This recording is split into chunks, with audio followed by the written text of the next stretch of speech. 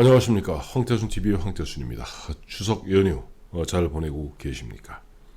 아무래도 이번 추석 밥상에 오를 세 번째 이슈, 세 번째 반찬은 아무래도 서울시장 보궐선거인 것 같습니다. 지금 국민들은 외치고 있습니다. 못 살겠다 갈아보자고.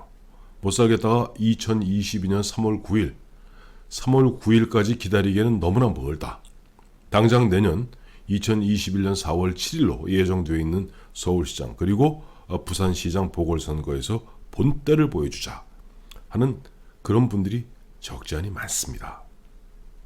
그런데 문제는 지금 야당이 흔한 얘기로 국민들이 밥상을 차려주고 하늘이 계속 밥상을 차려주는데 밥상을 발로 걷어차고 있습니다. 옛말에 이런 말이 있죠.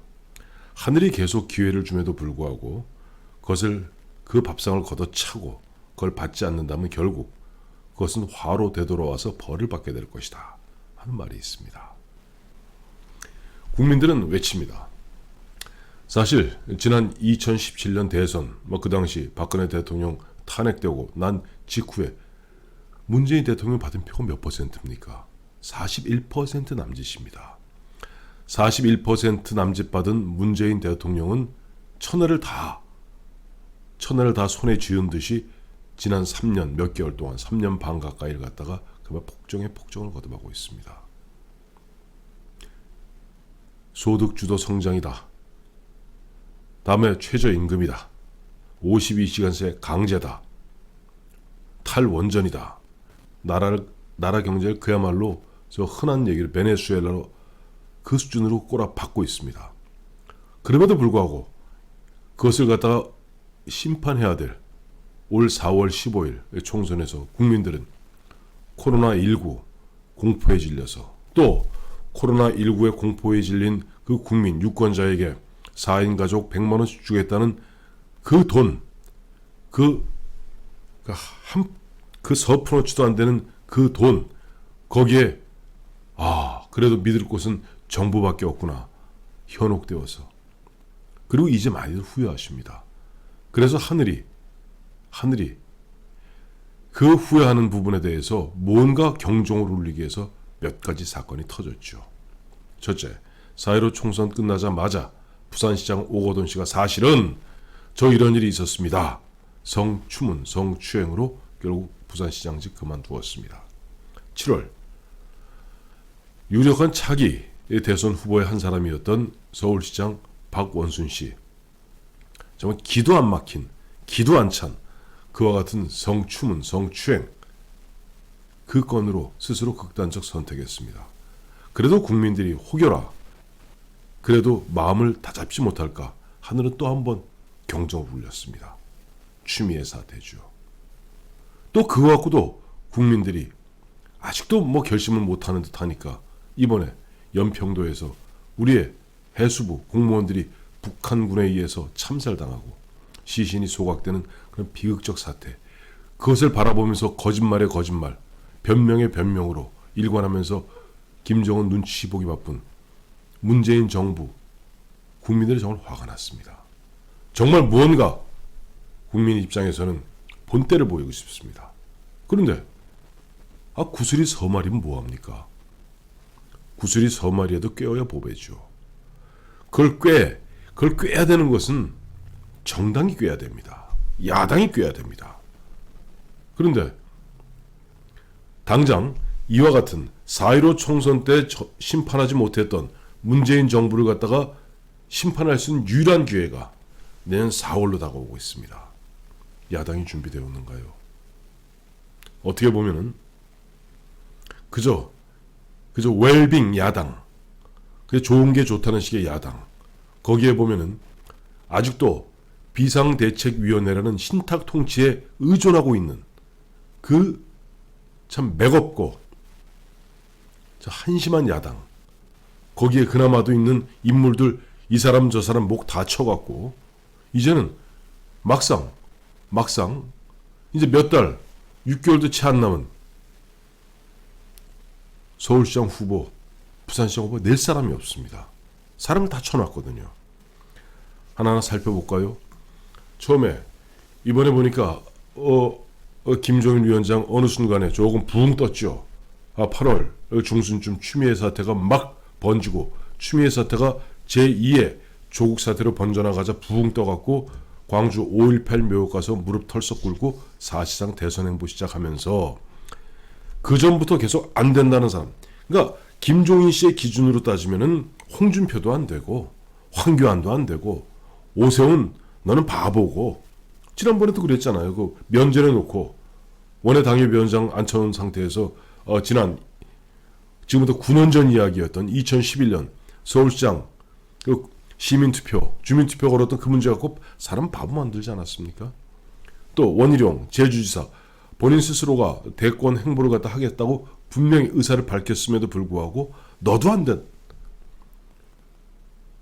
거기다 지금 주호영 원내대표 같은 경우는 그래도 내년 4월 7일 보궐선거에서 국민의당 안철수 대표를 갖다 영입해서 안철수의 국민의당과 국민의힘이 합쳐서 단일 후보로 안철수가 나간다면 한번 승부를 겨루어 볼 수 있지 않느냐라면서 계속 옆에서 군부를 갖다 떼고 있고 에드벌론을 띄우고 있습니다. 그럼에도 불구하고 그럴 때마다 김종인 위원장 뭐합니까?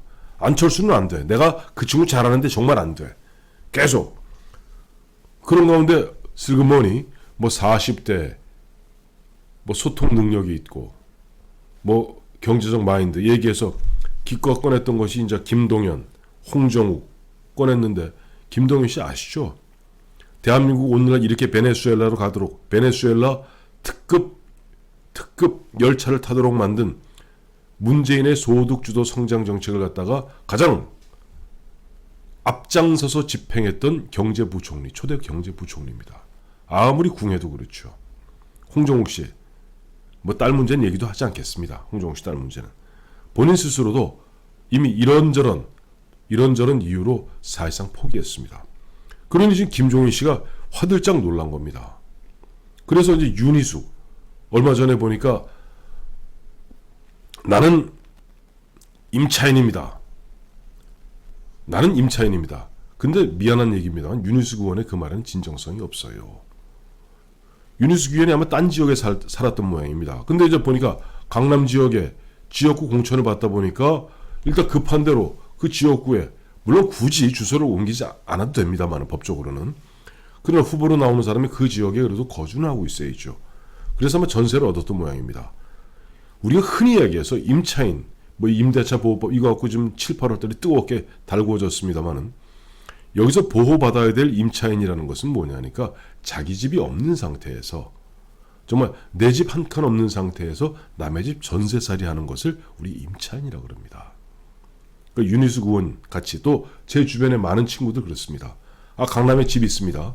집이 있는 가운데 그 집 예를 들면 15억, 20억짜리 집 갖다가 한 15억에 전세 놓고 그 전세 자금 빼갖고 나중에 조금 거기보다 좀 떨어진 곳에 좀 공기 좋은 곳으로 한 10억 정도에 사고 5억 남은 거 갖고 그 차액 갖고 돈 굴리고 이런 경우 그 사람이 강남에 집이 있고 현재 사는 곳에 지금 전세 산다고 해서 그 사람이 임차인이라고 얘기하면 그거는 어불성설입니다. 말은 말이 돼 말이 아니란 얘기죠.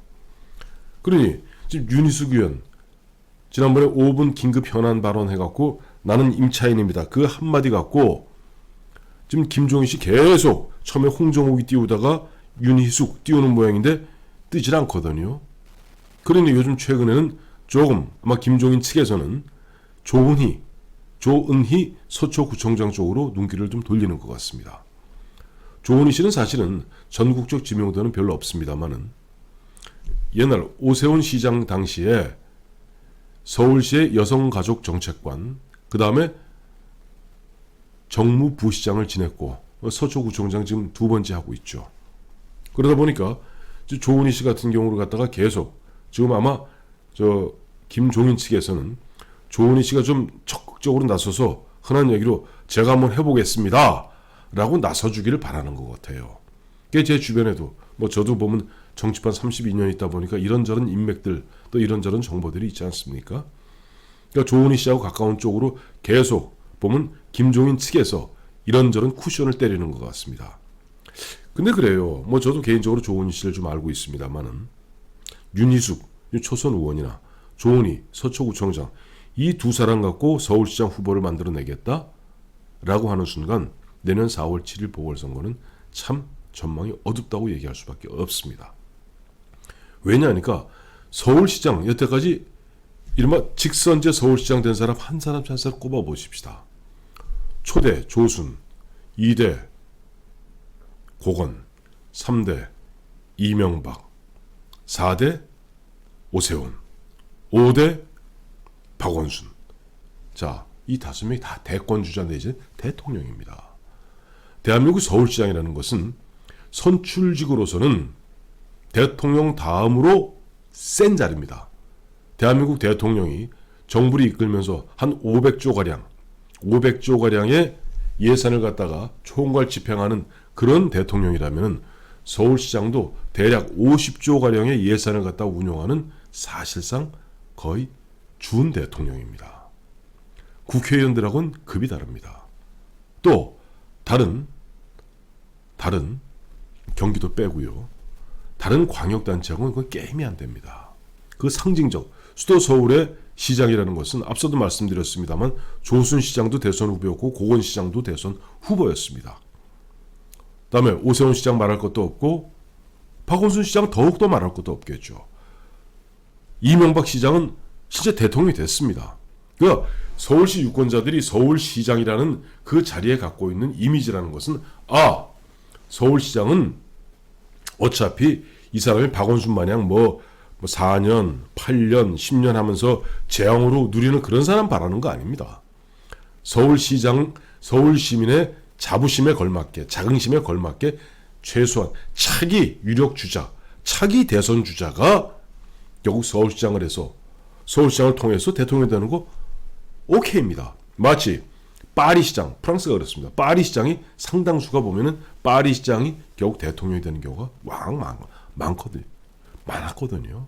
그런 모습을 갖다가 원하는 것이지 그야말로 초선 의원, 윤희숙 의원이 대권 주자 반열에 오른다고 누가 상상하겠습니까?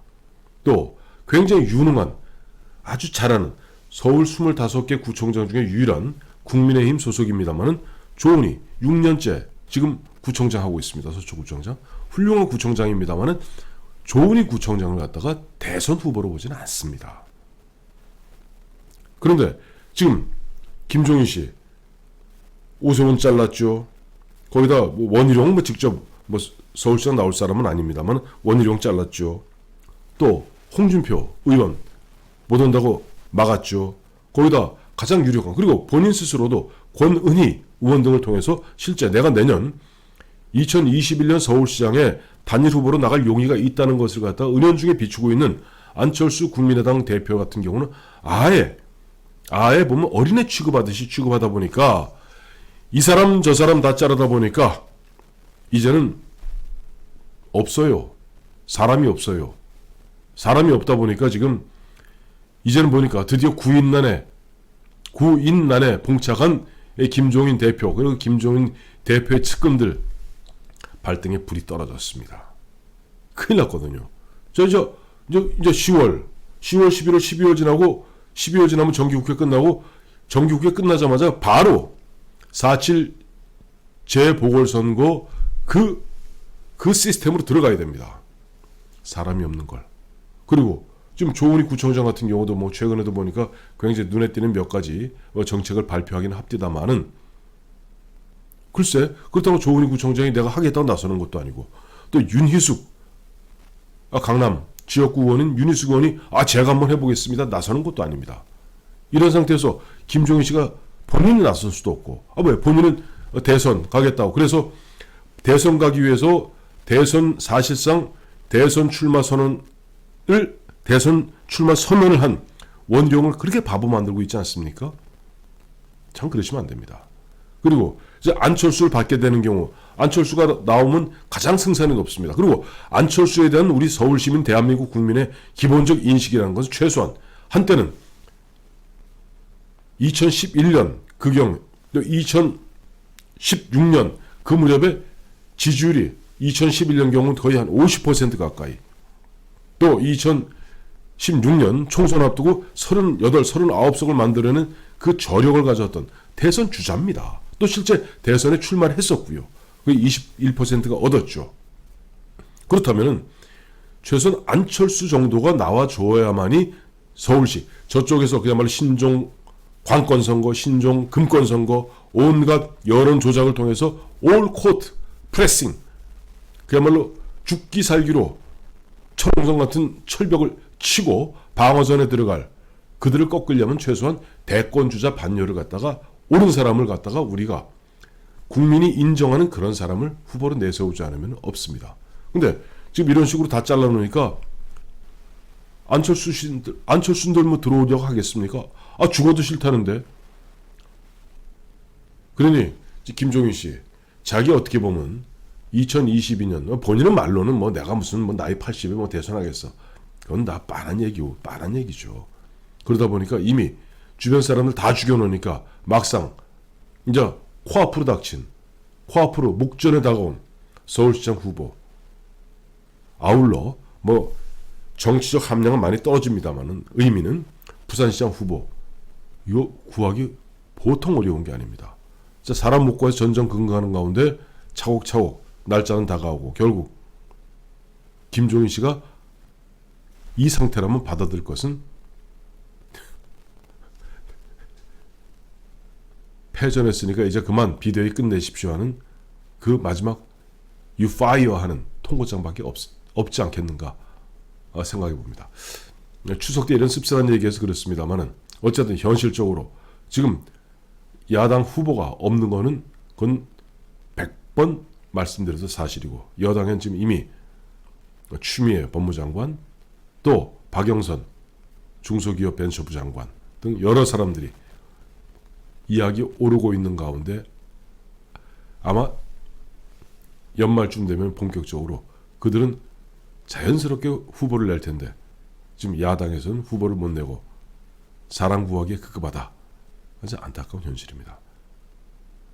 하늘이 계속 정신 차려라 기회를 주고 뭔가 기회를 주는데 그 기회를 받아먹지 못한다면 결국 벌을 받아야 되겠죠.